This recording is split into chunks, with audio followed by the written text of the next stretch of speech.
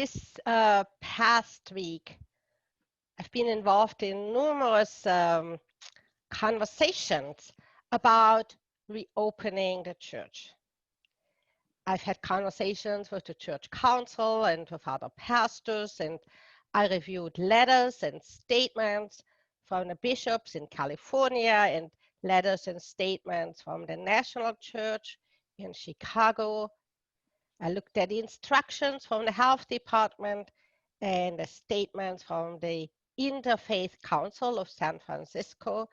And by the way, I have to say the Interfaith Council has been so very helpful throughout this time in giving really, really good support to all faith in this city. So there has been a lot to sort through, but in the end, there remained one question above all, to which I came back again and again. This one question was this: what does it mean to be the church? What does it mean to be the church?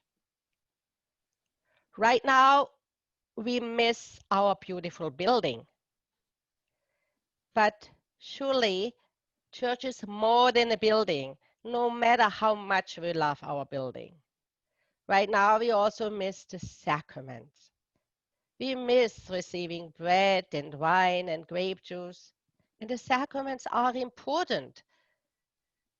But surely the church is more than sacraments. We miss shaking hands and hugging each other. We miss the human touch. But surely the church is more than what we can see and touch. So what is the church? What does it mean to be the church? If you had to give a definition of the church, what would you say the church is? Today is a great day to ponder this question because today is Pentecost. Pentecost is the birthday of the church. Today we heard a story of how it all began. And I think that looking at that story, looking at how it all began, can help us answer the question, what is the church? And how did it all begin? It began, of course, with Jesus and his teachings, his life, his death, his resurrection, his ascension. And then came the day when the Holy Spirit was poured out. We heard about that in our first reading.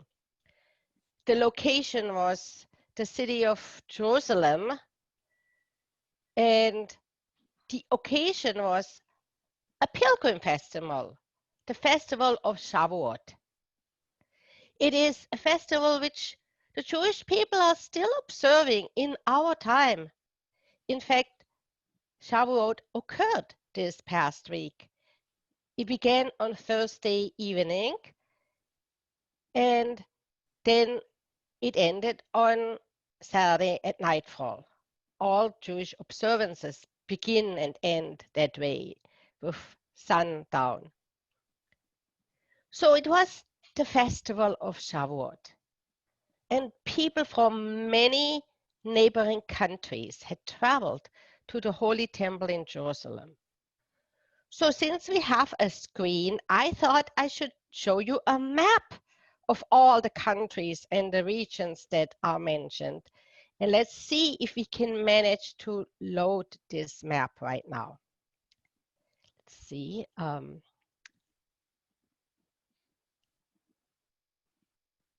Yeah, here it is.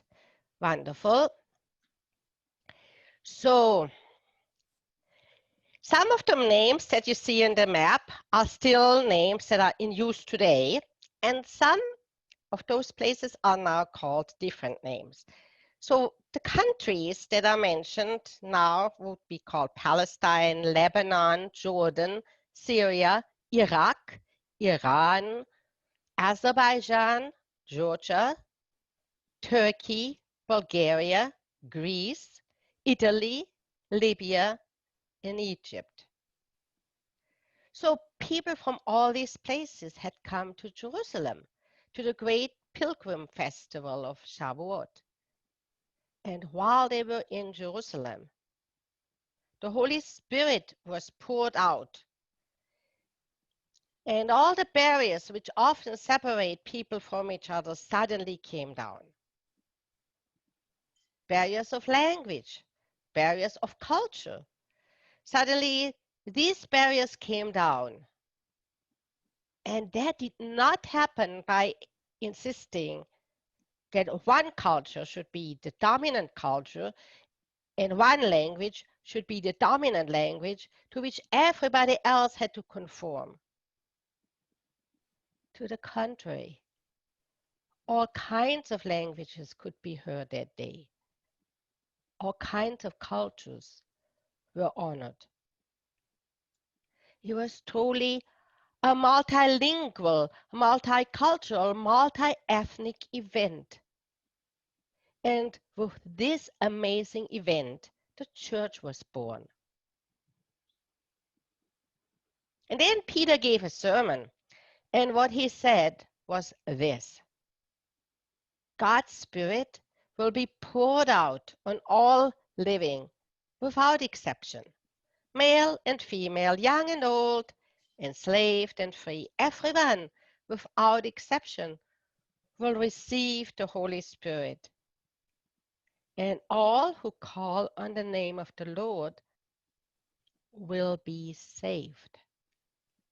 Everyone will be saved. What does it mean to be saved? In the Bible, being saved has to do with salvation. And salvation literally means healing. A very deep, profound healing. Healing of body, mind, and spirit. Healing of people and of nations. Healing of a country. Healing of the world. Healing of the universe. So then, based on this story, the birthday story of the church, how shall we now answer the question, what is the church?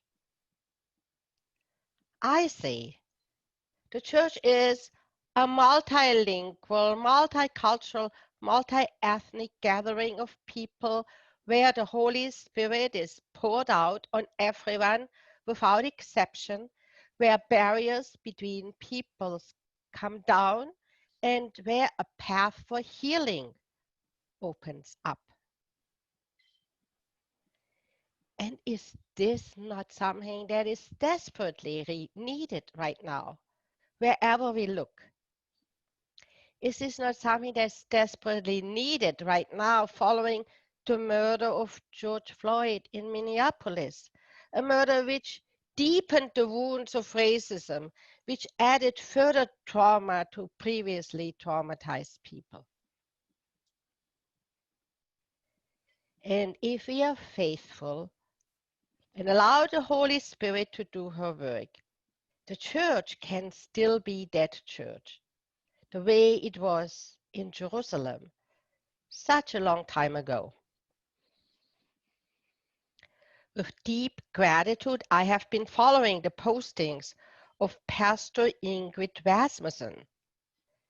Ingrid Rasmussen is the pastor of Trinity Lutheran Church in Minneapolis, a church located in the neighborhood where George Floyd was killed, and where hurt and grief and anger are now expressed in riots and unrest.